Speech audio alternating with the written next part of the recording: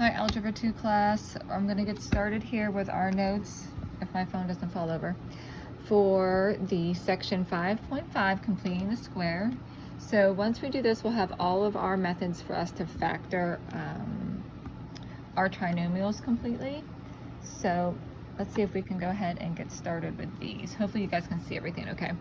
All right, so completing the square, our first vocab is the process that allows you to write an expression of the form x squared plus bx as the square of a binomial. So square of a binomial, remember, is just, for an example, x plus 7 quantity squared. So we just want to be able to factor. So for our first example, we're just completing the square, and for these examples, we're looking for some c values so that this can happen. So we're actually going to just modify our trinomial so that we have a c so that we can write the expression as the square of a binomial. So this is going to make more sense as we go through this.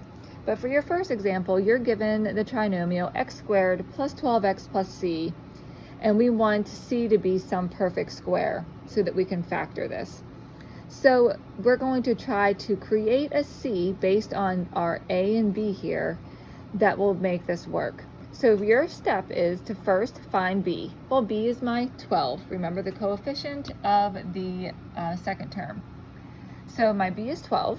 So to find that c so that this works, all you do is take your b value, you divide by 2, and then you square it. So I'm going to take 12 divided by 2 and square it. So that's going to be 6 squared. I'm going to get 36. So to make my trinomial work, I write that there for my c. So I'm going to have x squared plus 12x plus 36. That is my perfect square trinomial. Now, to write the expression as a square of a binomial, that just means factor it. Well, so if I'm looking at this to factor, I would find something that multiplies together to give me 36 and adds together to give me 12. Well, nice. 6 and 6 is going to work. So we could take that c we found and go right to my binomial form, x plus 6, that quantity squared. That's going to work every time. And then I did expand it just so that you saw that it was going to be x plus 6, that quantity times x plus 6, which equals x plus 6 quantity squared. So that was my c that was going to work to make this a perfect square trinomial so that I can factor this as a square of a binomial. Okay, so let's try that again. So for this next example, we're going to do the exact same thing. Find a c so that I have a perfect square trinomial. So we're given x squared minus 5x plus c. So my b is 5. So to find that c, I take my b, divide by 2, and square it. So I'm going to have 25 over 4. So this just said, okay, just write the expression of the expression as a square of a binomial. I don't even have to write the trinomial this time. So I'm going to go right to this form, x minus, because I had the negative up here. And what did I have? 5 over 2, and that quantity squared. That's it.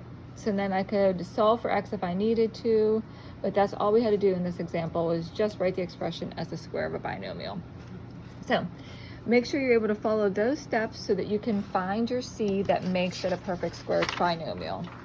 So now we're going to actually try to solve equations by completing the square. So now we're actually given a c. So now we have to try to complete the square given the c that they have for us.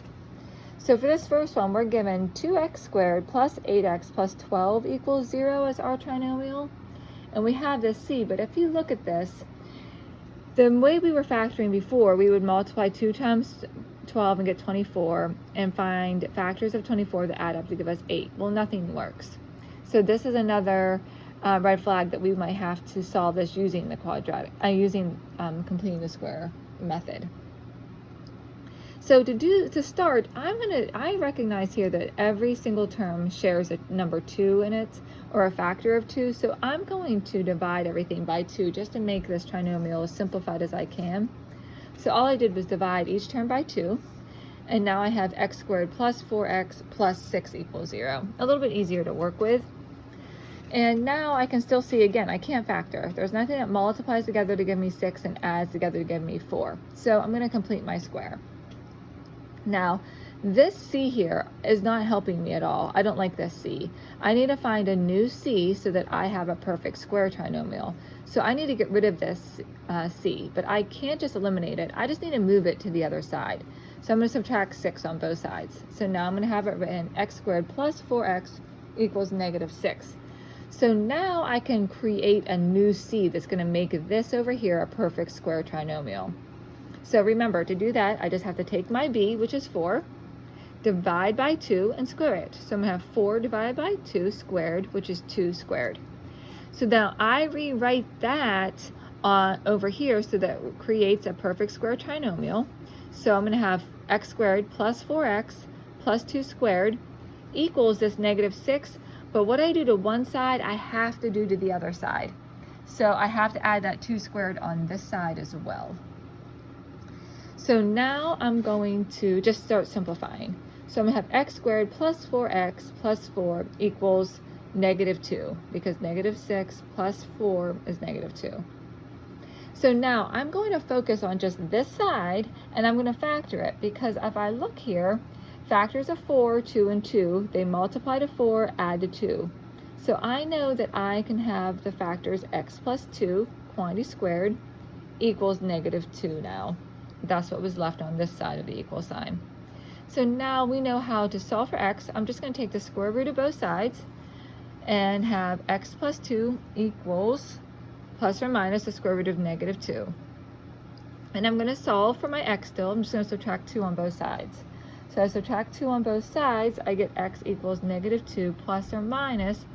Now I did have to introduce an I because of that negative. So that negative under the square root gives me my I here, and I'm left with that square root of 2. So I was able to solve for x by completing the square, just finding some new c so that I can work with a perfect square trinomial. Okay, let's try that again. We'll do one more example, and we're just solving for x by completing the square. So for this one, we're given x squared plus 4x plus 1 equals 0. Clearly, factors of 1 are not going to multiply together to give me 1 and add to 4. So I'm going to complete the square. Remember, I don't like this c. It's not giving me a perfect square trinomial, so I'm going to move it to the other side. So I'm going to subtract 1 on both sides and end up with x squared plus 4x equals negative 1. And so now I need to find a new c that will actually work. So I'm going to take my b, divide by 2, and square it. So my new c is going to be 2 squared, which is going to end up equaling 4. So I have to add that to this side to make this a perfect square trinomial, but what I do to one side, I have to do to the other side as well. So I'm going to have x squared plus 4x plus 2 squared equals negative 1 plus 2 squared. Now I'm just going to simplify. So we have x squared plus 4x plus 4 equals 3, because negative 1 plus 4 is 3. And then keep simplifying. This is going to be very factorable. I know that factors of 4 are 2 and 2, and then the 2 and 2 add up to equal 4 as well. So I factored that to x plus 2, that quantity squared, set that equal to 3. I want to solve for x, so I'm going to take the square root of both sides. That's what I did there. So then I end up with x plus 2 equals plus or minus the square root of 3. I only want x, not x plus 2, so I'm going to subtract 2 on both sides. And so then I end up with x equals negative 2 plus or minus the square root of 3.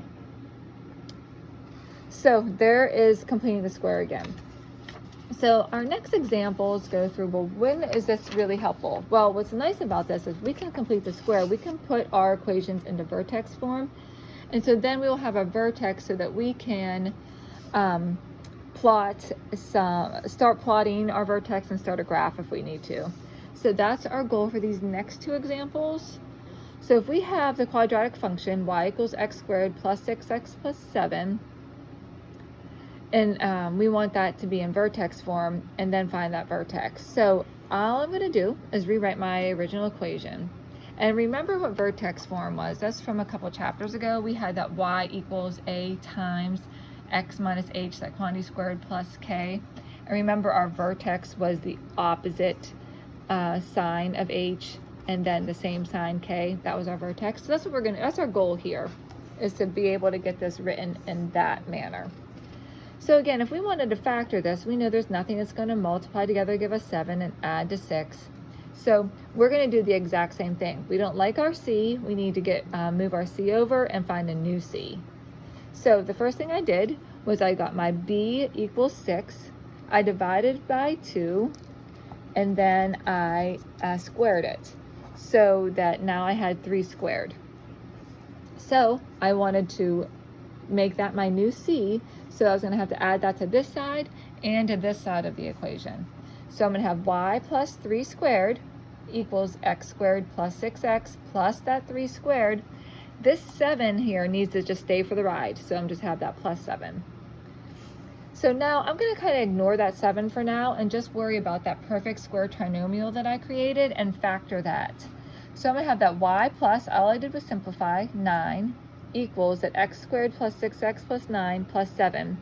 And I'm going to factor this.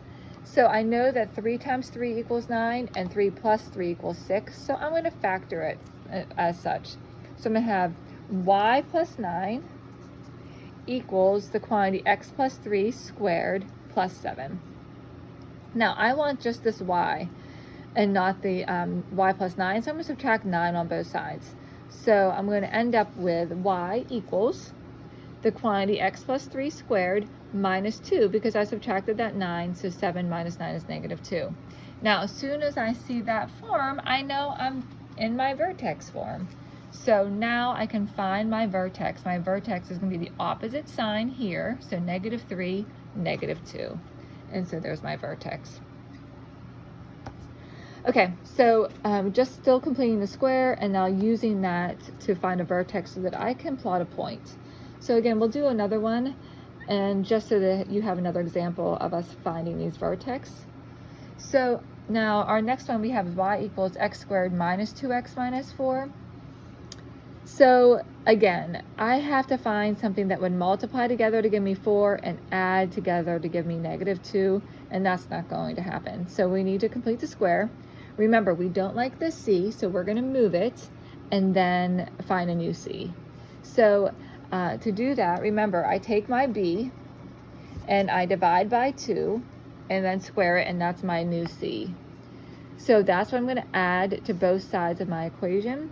So I'm going to have y plus 1 squared equals x squared minus 2x plus that new c, 1 squared minus 4. And I'm just going to leave that there. I'm going to simplify. So I have y plus 1 equals x squared minus 2x plus 1 minus 4.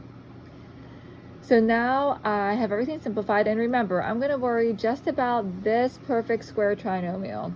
I know that I can factor that because the factors of 1 are negative 1 and negative 1, and if I added negative 1 and negative 1, they would add up to negative 2.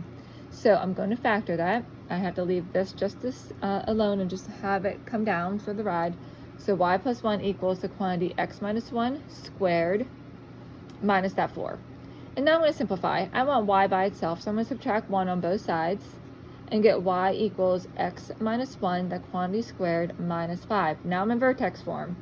So remember, my vertex then is the opposite sign, same sign. So positive 1, negative 5. So now I have my vertex. So you have the assignment 286, numbers 4 through 88 even.